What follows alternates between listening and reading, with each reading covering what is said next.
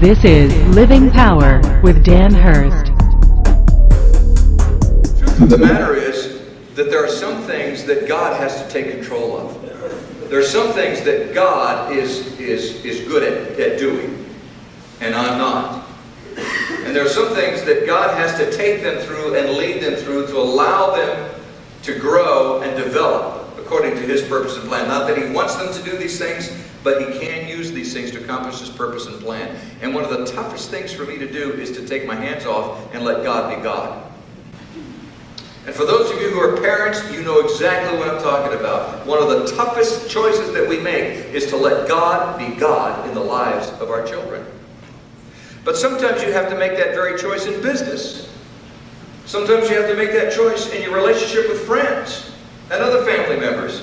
Sometimes you just have to take hands off and say, I'm going to let God be God. I'd like to step in and fix this, and I'd like to point my finger and wag my finger in somebody's face and say, do you realize what you are doing? You're out of your mind.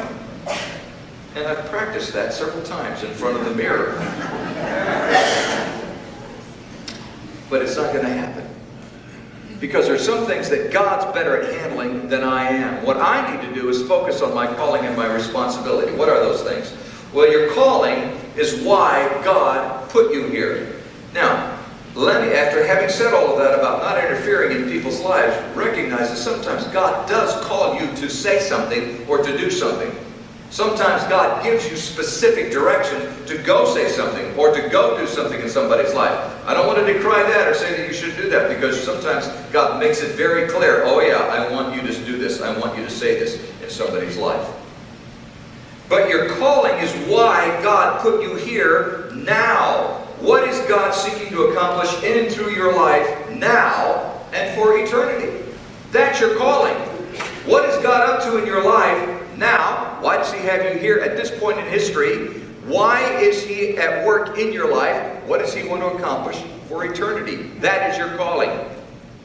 It's so much greater than dealing with some of the little issues that we kind of seem to focus in on, and we want to say things to certain people and say, don't you realize that you're messing up your life? When really the fact of the matter is that we have a greater calling. Your calling, focus on your calling. And the second thing, focus on your responsibility. Focus on your calling and your responsibility. Your responsibility is to meet the needs you have the ability and godly motivation to meet. Your responsibility is to meet the needs you have the ability and godly motivation to meet. Now, you have the ability to meet needs, the needs that God wants you to meet.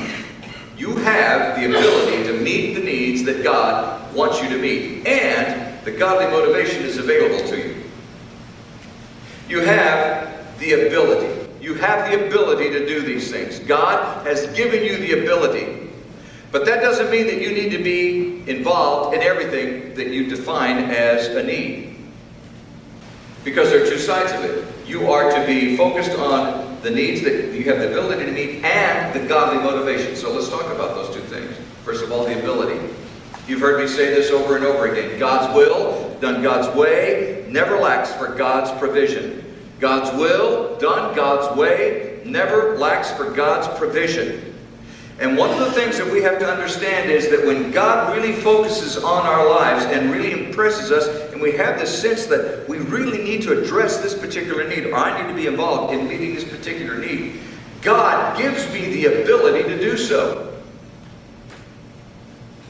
And so I need to be very sensitive to the Lord. What is it that you want me to do, God? Is this something that I am supposed to be involved in? Do I really have the ability to meet this need? The greatest story that really is an example of this is when Abraham took Isaac up to the mountain to sacrifice him, thinking that he was supposed to sacrifice his son and that he was going to have to slaughter him and make him a burnt offering. And God, recognizing Abraham's faithfulness and his willingness to be obedient to God, obviously stopped him and provided a ram that was caught in the thicket. And he was able to grab the ram, slaughter the ram, and that's what they sacrificed. And a message came from God. I understand. I see your faithfulness now. And it was essentially a test. And what happens is, and this is what, at the end of that experience, Genesis 22:14 says, so Abraham called that place, the Lord will provide, or Jehovah Jireh is really what the term was. The Lord will provide. And to this day it is said, on the mountain of the Lord it will be provided. God's will, done God's way, never lacks for God's provision. We really need to understand that. And sometimes we just simply do not have the ability. We see the need, but we don't have the ability to do it. So don't get involved or try to do it if you don't have what God has provided. If God hasn't provided what you need to do to fix something or to be a part of the solution, then realize that maybe all you're supposed to do is pray about it. Maybe that's what you have the ability to do. Sometimes in our American mentality, we just want to go out and fix everything.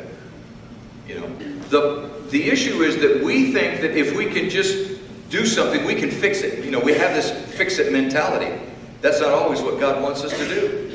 Sometimes all He wants us to do is to really bathe the issue in prayer. Really, really, really pray. I'll tell you,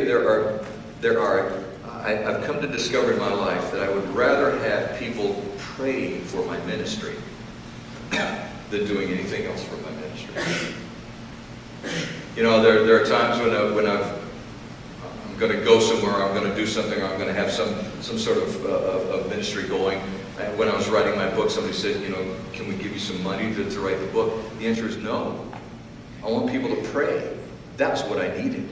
Was prayer. That was the most effective, powerful thing that people could do in the process of writing that book, was to support that ministry in prayer.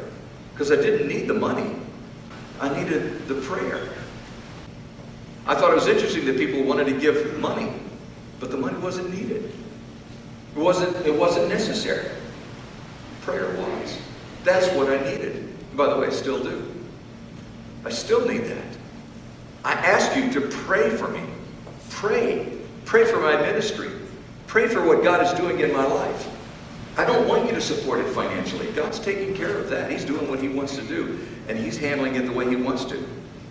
But I do need you to pray. The most effective thing that you can do is pray. Only by your love.